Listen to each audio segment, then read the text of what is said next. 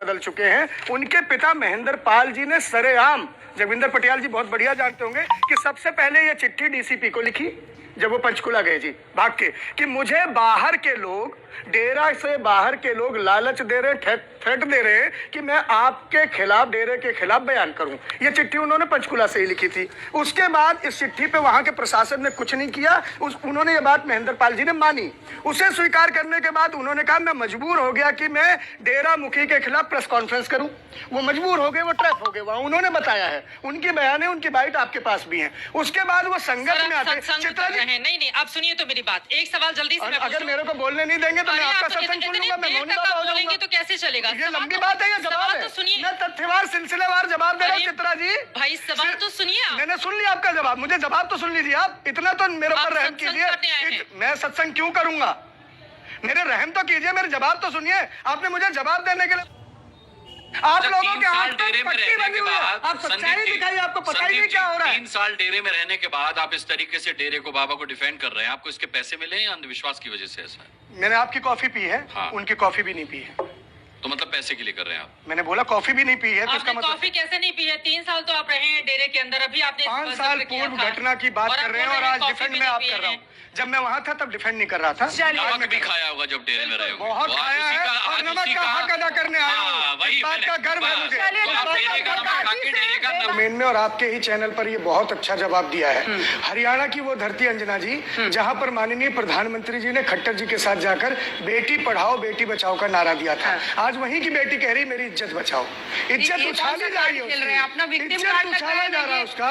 कोई सबूत नहीं है किसी के पास। अंजना जी, किसी के पास कोई ऐसा सबूत नहीं, कोई आरोप नहीं है कि वो आवारा है या से बच्चलन है। 120 भी लगाया है, इस बात पे चल रहा है अंजना जी। 120 भी पुलिस ने लगाया है। भले ही लगाया, इससे किसी का चरित्र हिनन तो नहीं हो रहा है ना, किसी का आवारा अय्यास बच्चलन तो नहीं हो रहा है ना। 120 से देशद्रोह की एक धारा उस पर आप खूब लगाइए, लेकिन आप कहें कि वो अय्यास बेटी है, रंगरलिया मना रही है, हनीमून के टेप चला रहे हैं, आप कहाँ से ले आए ये सब? भैया पूरा देश आपसे पूछ रहा है अंजना जी, आप भी एक बेटी है, एक बेटी का जवाब दे दीजिए। संदीप जी, इसको ना बेटी एंजल जी, पापा जी की एंजल जी, और वो एंजल जान रही है कि 2 ऐसे मामलों में उस वक्त व्यक्ति को सजा हुई है। आपको लगता है कोर्ट भी गलत है? 2 ऐसे मामलों, 2 मामलों में सजा हुई है, यानी कनाइवेंस है।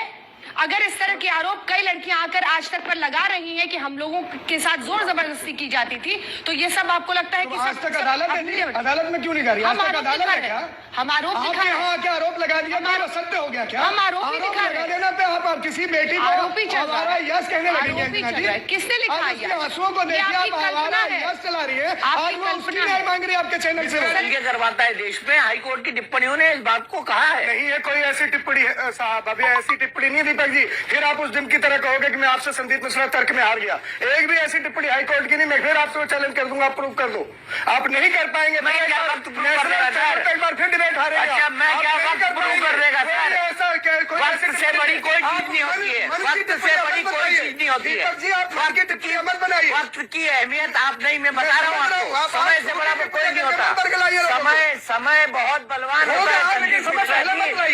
समय आ चुका है, अब आ चुका है। आसाराम के लिए भी आ गया है। ये देखिए ना, शराब बेचने वाला आदमी साधु बन गया, तो क्या हो गया? करोड़ों की शराब बेचने वाला प्रधानमंत्री बन गया। हाँ, तो क्या दिक्कत है? ये डेमोक्रेसी है। ये चाहता हूँ कि आप लोगों को नहीं लगता क्या डेरे में आज की तारीख में ऐसे लोग नहीं है, जैसे देखिए हमारी साथी अरफा जी यहाँ पर कह रही हैं, वो कौन लोग हैं जो कि इस प्रकार के लोगों का समर्थन करते थे? क्या आप लोगों ने लग रहा आप लोगों से भी कहीं गलती हो गई?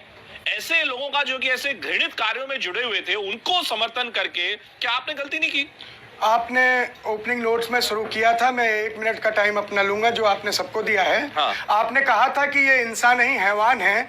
मैं पूरे हिंदुस्तान को बता देना चाहता हूं कि लाखों लीटर खून दान करने वाले लोग क्या हैवान हो सकते हैं?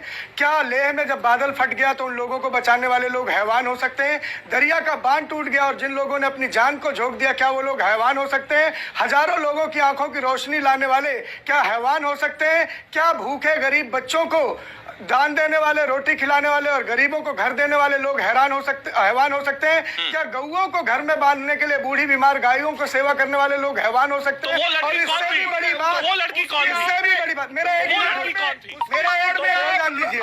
देखिए मैंने आपको कहा था, मेरा 20 सेकंड भी आप लोग नहीं सुन पाए। मैं आपको 20 सेकंड 20 मिनट से सुन रहा हूँ। मेरी बात तो सुन लीजिए, मेरा सीधा सीधा जवाब सुनिए। सफाई क्यों नहीं दे रही है? आईजी साहब आप मुझे बोलने देंगे क्या? सफाई दे, वर्तमान सफाई दे। मुझे लगता है कि एंकर को ये रोल करना चाहिए जो आईजी साहब कर रहे हैं। मुझे लग रहा है ये शो एंकर को करना चाहिए, कोई आईजी साहब को नहीं करना चाहिए। हाँ आप बोले, लेकिन बट प्लीज मेरी बात तो सुन लीजिए साहब। वर्तमान की बात। आपने मुझे बुलाया है बोलने के लिए, मेरी बात तो रख लीजिए। वर्तमान जी मैं वर्तमान ही कह रहा हूँ। आज भी अगर देश में सैनिकों को खून की जरूरत है, थैलीसीमिया पीड़ितों को खून की जरूरत है, तो हम लोग खून दे रहे हैं। आगे दूसरी बात यह है कि आपने कहा कि उन्हें सरेंडर करना चाहिए था। हमारी चेयरपर्सन विपस्ना जी ने उनसे अपील की थी, और मैंने भी कई चैनल पे इस बात को कहा है कि कानून सबसे बड़ा है, देश का संविधान बड़ा है, देश का तिरंगा बड़ा है, देश की मान माटी सबसे बड़ी है। और इसी तरह हमने उनसे अपील की थी, और आज भी हम यही कहते हैं। वो तो मान नहीं रही। आगे अचानक आप क्यों पैरवी कर रहे हैं राम रहीम की?